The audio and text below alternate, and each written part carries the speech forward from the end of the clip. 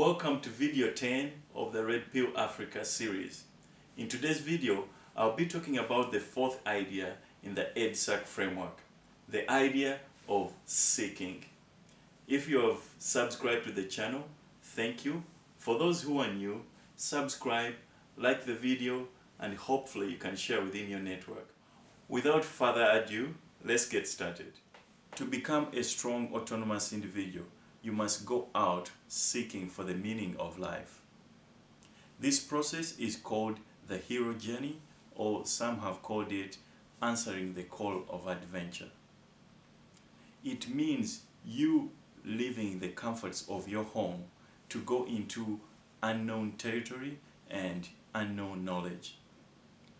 In practical terms, there are two ways of going through this journey. The first is to physically leave your home and go to a land where you'll be a stranger, or two is to read as many books as possible. Either way, you are exploring your mind and you are searching for the truth.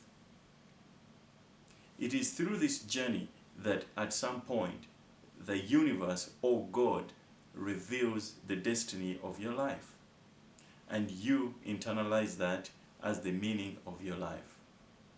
It is after you've grasped the meaning of your life that you bring something of value back to the community where you started. The community, if it appreciates the value that you have found, declares you a hero. In fact, even if you die on the journey, it doesn't matter, as long as the community is able to extract value from your seeking, you will be declared a hero.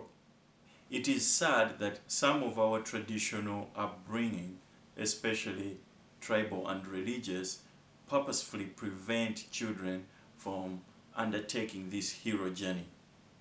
From very restrictive outlooks about life, many parents and the community would prevent children from taking the initial steps to go into unknown territories.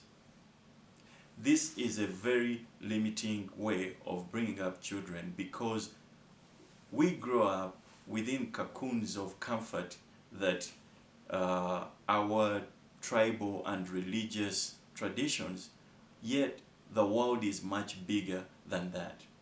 And it's the people who go out exploring in the world who end up defining the world.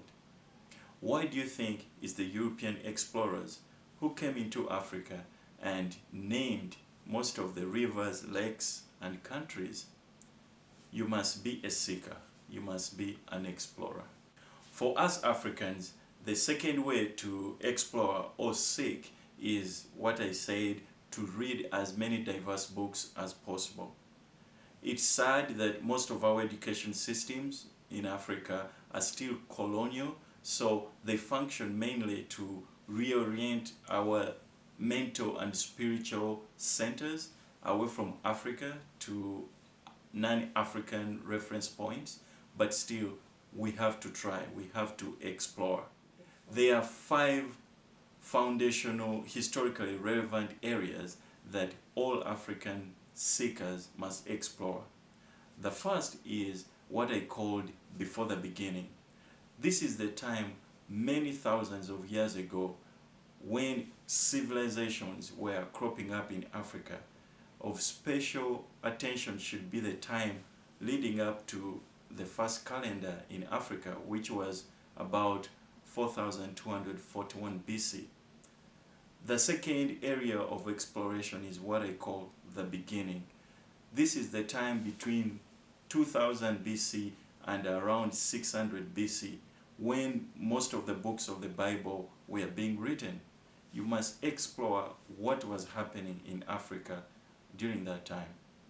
The third area of exploration is the numerous ancient stories, legends, or myths about creation and origins of people.